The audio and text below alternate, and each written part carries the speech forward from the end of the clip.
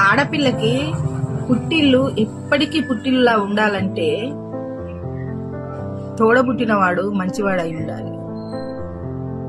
తల్లిదండ్రి తర్వాత ఆదరించేది తోడబుట్టినవాడే కాబట్టి మంచికి చెడుకి కష్టానికి నష్టానికి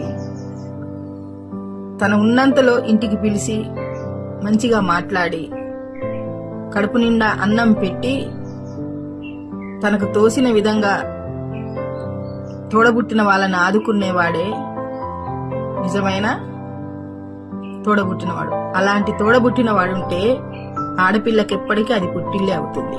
ఏమంటారు?